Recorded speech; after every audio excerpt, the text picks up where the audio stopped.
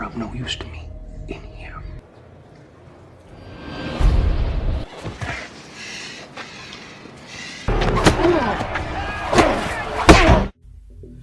Halo, apa kabar semua? Semoga kalian sehat dan kuat. Gimana tetangga? Masih sering ngomongin kamu. Saya akan menceritakan film yang berjudul Vendetta.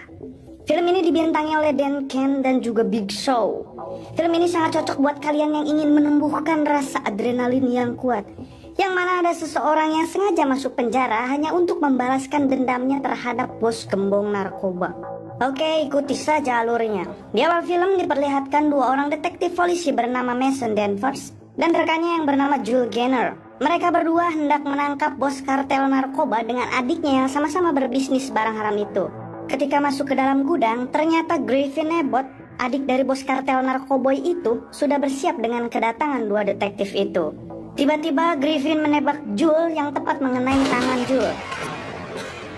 Setelah itu Jules berhasil bersembunyi. Just bought a new suit. Come on, man. Don't make me come. Hingga Jules dan Mason berhasil melumpuhkan Griffin Abbott. Run it. Setelah itu Mason mencari kakaknya Griffin. Dan ini dia kakaknya sekaligus bos kartel narkoba yang bernama Victor Abbott. Setelah saling menembak, akhirnya mereka harus bertarung dengan tangan kosong. You should have killed me when you had the chance.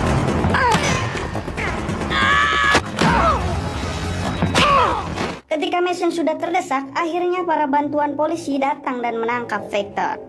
Sebelum Victor dibawa ke penjara, Victor sempat mengancam akan segera menemui Mason dalam waktu dekat. Adegan berpindah ke Mason yang sudah di rumah menemui istrinya yang bernama Joyce. Mason menegur istrinya yang selalu mensilentkan handphonenya sehingga susah dihubungi. Ketika di dapur, istrinya meminta maaf karena Joyce belum juga punya anak. Mason bilang agar ia dan Joyce terus berusaha dan terus mencoba, karena itu memang bagian yang menyenangkannya. Setuju juga sih. Ketika Mason sedang berada di kantornya, salah satu rekan polisinya bilang bahwa semua saksi atas kejahatan Victor dan Griffin menghilang, dan siang ini mereka berdua akan dibebaskan. Mendengar hal itu, Mason marah, kemudian menghubungi istrinya.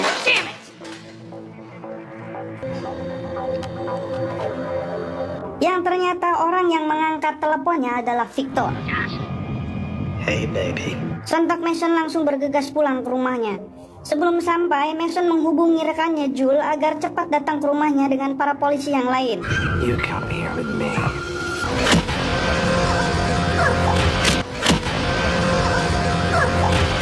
Setelah sampai rumah, Mason sudah melihat istrinya tewas dianiaya Victor. Mace! You put that gun down! Now! Now, Mace!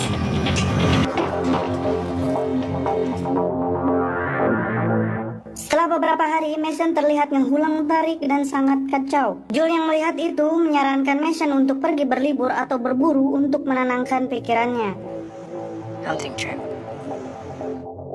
Kemudian Mason benar saja menuruti saran Jules untuk berburu, namun Mason pergi bukan untuk berburu binatang, melainkan berburu Griffin, adik Victor.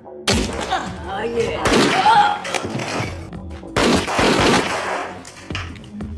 Because you don't have a wife to go home to. Akhirnya Mason berhasil membunuh Griffin. Setelah itu Jules datang dengan para polisi ke tempat itu karena memang sebelumnya Mason menyuruh Jules datang dengan para polisi agar Mason ditangkap. Dari sini kita bisa simpulkan bahwa Mason berniat masuk penjara agar bisa menemui Victor di penjara. Ketika hendak masuk, para napi dikawal oleh sipir yang bernama Lester. Setelah di dalam, para napi diperiksa kesehatan yang kali ini sipir yang bernama Ben yang menjaga para napi. Kemudian sesaat Mason masuk ke ruang tahanan, tiba-tiba Will, sipir di sana, memanggil Mason untuk menemui sang kepala sipir.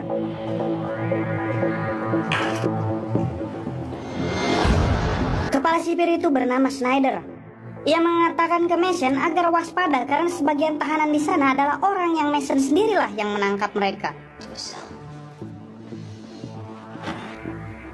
Ketika Mason sedang sarapan, terlihat Victor datang dengan anak buahnya dan mengatakan bahwa penjara ini adalah rumahnya. Sedangkan Mason datang ke situ hanya untuk membuat lehernya tergorok, ucap Victor. You cry like a little bitch over your wife's dead body. Body I stood over belonged to your brother. Ketika Mason sedang berada di tempat laundry penjara, tiba-tiba 3 orang napi di sana menyerang Mason.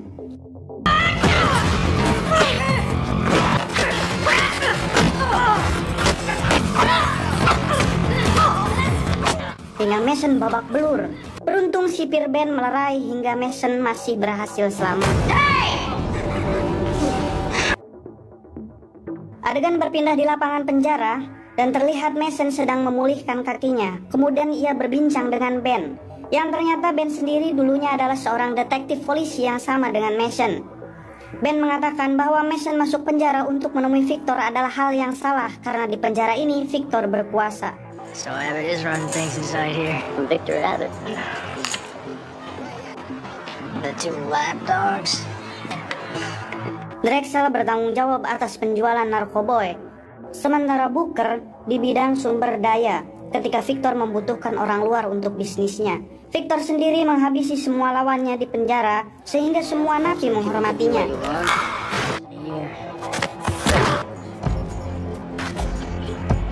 Namun satu hal yang harus Mason tahu, bahwa Victor hanyalah tubuh ular, tapi dia bukan kepalanya, ucap Ben. Setelah beberapa hari, datang rekannya Mason yaitu Jul untuk menjenguk.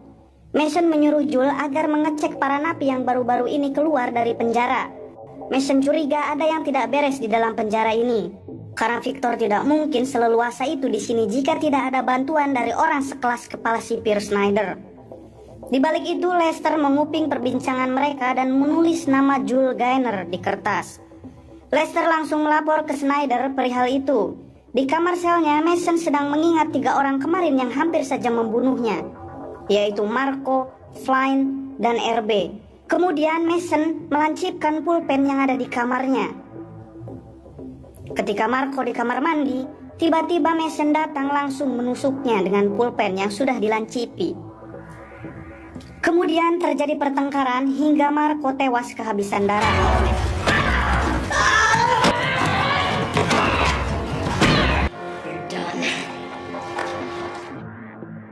Setelah itu, ketika Flynn sedang menyapu, Marco mendatangi dan mencekiknya hingga tewas.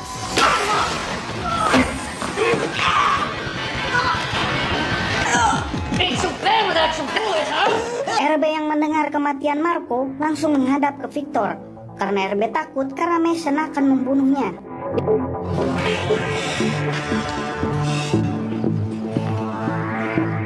Di lapangan, Victor berbincang dengan Drexel anak buahnya. Victor menyuruh Drexel mengirim orang ke sel kamar Mason untuk memperingatinya lebih keras. Orang suruhan Victor datang ke sel Mason dan menghajarnya.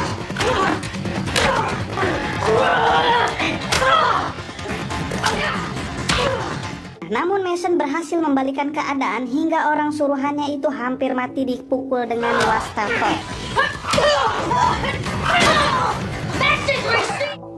Beruntung, sipir penjaga langsung memisahkan mereka. Setelah itu, kepala sipir memanggil Mason. Snyder, sang kepala sipir, mengajak Mason membuat perjanjian yang menguntungkan untuk kedua belah pihak. Namun jelas Mason langsung menolaknya. Akibat itu, kepala sipir langsung menyuruh Will membawa Mason ke sel lubang. Drexel melihat keadaan orang suruhannya itu di ruang kesehatan yang ternyata sudah babak belur. Setelah itu, Drexel dan Booker menemui Victor. Mereka bertanya kapan akan mengeksekusi Mason. Victor bilang ia menunggu keterlibatan atau perintah dari Snyder, sang kepala sipir. Setelah Mason keluar dari sel lubang, ia bekerja kembali di bagian laundry. Ketika di sana, ia mengambil tali besi kemudian dijadikan senjata. Setelah itu, Mason meminta bantuan teman sekamarnya. Adegan berpindah ke RB sedang di lapangan penjara. Ia terlihat panik sampai teman sekamar Mason memanggilnya bahwa Victor sedang menunggu RB di selnya. It's in your cell. Yang ternyata Mason lah yang ada di sana. Ketika RB datang, Mason langsung menghajarnya hingga tewas. That pig said you're looking for me.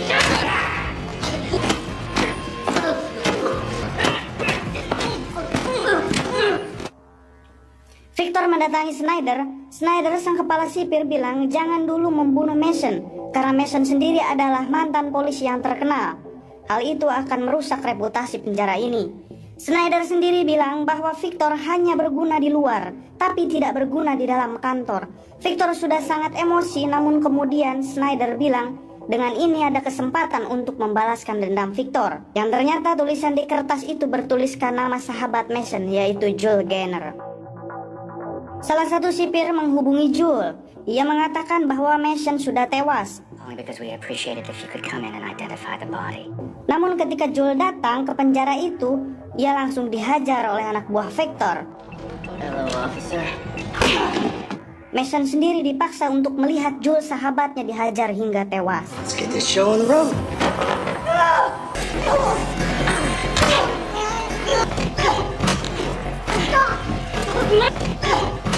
Esok harinya Mason menemui Snyder. Ia bertanya tentang perjanjian yang akan menguntungkan kedua belah pihak yang pernah Snyder bilang. Snyder ingin Mason membunuh orang-orang yang akan membahayakan bisnis Snyder di sana. Karena Mason tahu aturan polisi sekaligus pembunuh berdarah dingin. Hal itu akan berguna di luar dan di dalam kantor. Sebelum itu Mason meminta satu permintaan ke Snyder. Snyder langsung mengiyahkannya. Tengah malam, sipir Will membangunkan Booker bahwa kepala sipir ingin menemuinya. Serba. Ketika Booker sedang duduk menunggu, tiba-tiba Mason datang dan menyuntikkan cairan ke leher Booker yang membuatnya tidak berdaya. Kemudian Mason menyayat kulit Booker hingga Booker tewas kehabisan darah. Just like my wife felt. Ternyata itulah permintaan dari Mason. Mengetahui Booker tewas, Victor datang menemui Snyder. Ia meminta agar segera mengeksekusi Mason sekarang juga. This ain't over yet. Ketika para napi sedang sarapan, Victor yang sudah muak dengan Mason, ia sendiri akan membunuh Mason. Namun Mason sadar akan hal itu, tiba-tiba ia langsung meninju sipir hingga sipir yang lain mengamankannya. Karena perbuatan itu, Mason harus dikurung di kamar lubang. Namun hal itu membuat Mason aman dari Victor. Ketika Mason berada di sel lubang, sipir Ben menemuinya dan memberinya senjata karena mereka berdua dulunya sama-sama seorang detektif. Ben yang dari dulu tidak pernah ikut campur dan tidak pernah memihak ke siapa-siapa, Mason bilang bahwa suatu hari kau harus memihak salah satu, Ben, ucap Mason. Esok harinya Snyder menemui Mason untuk membahas perjanjian karena Snyder sudah membantu Mason membunuh Booker. Namun Mason mengatakan bahwa tidak ada perjanjian dan Mason sudah tidak membutuhkan Snyder lagi. I don't need you anymore. Dead man Danvers. You know that. Esok harinya Snyder menemui Mason kembali bahwa pagi ini Snyder sedang mengurus perpindahan Mason ke penjara lain. Tentu hal itu akan membuat Mason tidak bisa membalaskan dendam istrinya ke Victor. Take this shit back to his cell. Ketika sedang sarapan, teman satu sel Mason menemui Mason dan bilang bahwa perpindahan Mason sedang dipercepat karena Victor dari pagi sedang bersama Snyder di atas. Sementara itu Drexel sendiri. Ketika Drexel sedang berlatih sendiri, Mason datang dan mereka berdua berkelahi.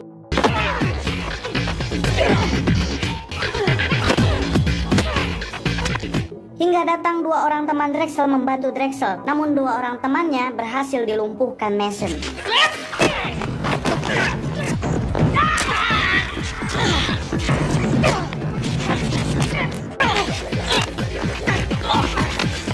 Drexel yang sudah terdesak, ia dipaksa pergi ke atas gedung. Setelah sampai di atas, Mason melempar Drexel tepat mengenai Will yang sedang berjaga di bawah hingga mereka berdua tewas. Para napi di bawah mengambil senjata Will. Kemudian membuat suasana di lapangan penjara sangat kacau.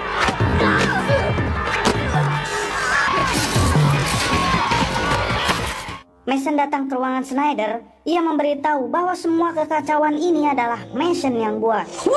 On top of Will. Dead man Danvers. Ketika Mason di lapangan, Victor beberapa kali menembakkan senjatanya ke arah Mason. Namun tidak mengenainya, malah mengenai napi lain. Hingga mereka saling baku hantam.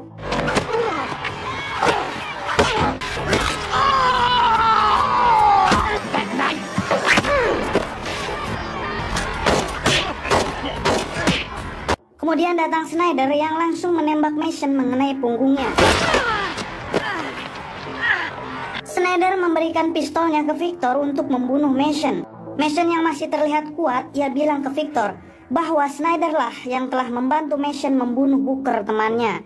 Victor langsung mematahkan kaki Snyder, kemudian hendak membunuh Snyder. My house, you idiot. Namun para sipir langsung menghentikannya. Mason diserang oleh orang yang pernah Mason pukul dengan wastafel. Ia menyerang Mason dengan para anak buahnya, namun Mason berhasil menghajar mereka semua.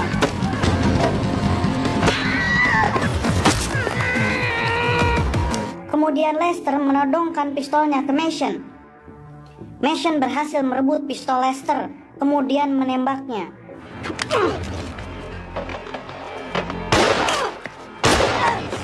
Terlihat Victor berhasil menghajar para sipir yang hendak menghentikannya. Victor menghampiri Mason dan menghajarnya.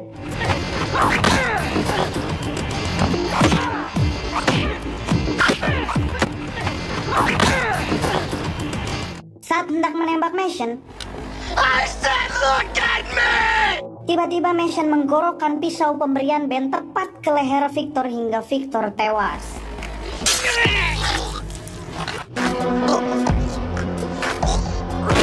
Di belakang masih ada Snyder yang hendak menembak Mason. Namun kali ini Ben menghentikannya dan menangkap Snyder atas semua pembunuhan dan penyiksaan yang Snyder lakukan. Film pun tamat. Film ini mengajarkan kita bahwa balas dendam emang ribet, mending gak usah.